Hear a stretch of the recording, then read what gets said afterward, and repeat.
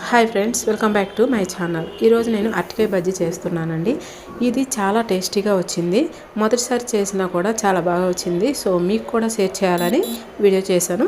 So ముందుగా అయితే నేను ఒక అరటికాయని తీసుకున్నాను. దానిపైన ఉన్న పీల్ తీసేయాలి. పూర్తిగా తీయకూడదు, కొద్ది కొద్దిగా ఉంచేసుకొని మనం అరటికాయని సన్నంగా ఇలా కట్ చేసుకోవాలన్నమాట. సో ఇలా కట్ చేసిన అరటికాయ ముక్కలన్నిటిని చూడండి, మనం ఈ సైజు చూసుకొని కట్ చేసుకోవాలి. సో ఇప్పుడు వీటన్నిటిని కూడా ఒక గిన్నెలో వేసి మనం పక్కన పెట్టుకోవాలి. ఇప్పుడు మనం వేరే బౌల్ తీసుకొని 2 కప్పుల శనగపిండి తీసుకోవాలి.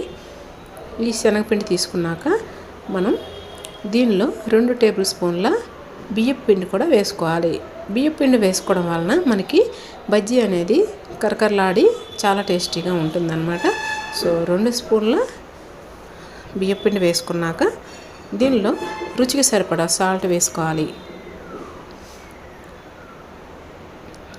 అలాగే 1/2 టేబుల్ స్పూన్ వరకు కారం వేసుకోండి.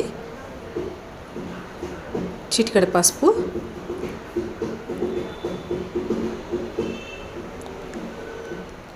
కొద్దిగా జీలకర్ర అనేది యాడ్ చేసుకోండి. అలాగే చిటికెడే వంట సోడా అనేది వేసుకోవాలి. ఇది వేసుకోకపోయినా పర్వాలేదు, కానీ వేసుకుంటే కొంచెం టేస్ట్ బాగుంటుందన్నమాట. సో ఇప్పుడు మొత్తం ఈ మిశ్రమాన్ని ఒకసారి కలుపుకోవాలి. ఇలా కలుపుకున్నాక మనం కొద్దిగా వాటర్ తీసుకొని కొద్దిగా కలుపుకుంటూ వాటర్ అనేది పోసుకోవాలి. అలా అయితే మనకి ఉండలు లేకుండా చక్కగా ఈ పిండి కలుస్తుందన్నమాట.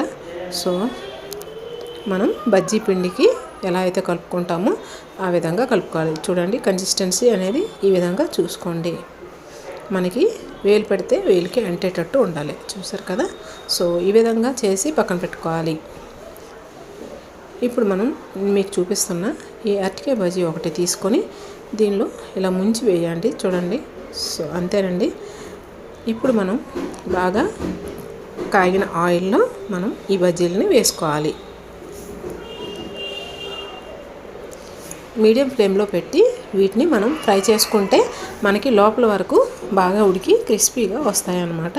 అదే హై ఫ్లేమ్లో పెట్టారనుకోండి, పైన ఉడికిపోతుంది, లోపల ఉడకకుండా ఉంటుందన్నమాట. సో అందుకే మనం మీడియం ఫ్లేమ్లో పెట్టి వీటిని శుభ్రంగా కాల్చుకోవాలి. అంతేనండి. ఎంతో టేస్టీగా ఉన్న అరటికాయ బజ్జీ అనేది రెడీ అయిపోయింది. మరి మీకు నా వీడియో నచ్చినట్లయితే లైక్ చేయండి, షేర్ చేయండి, సబ్స్క్రైబ్ చేసుకోండి. అలాగే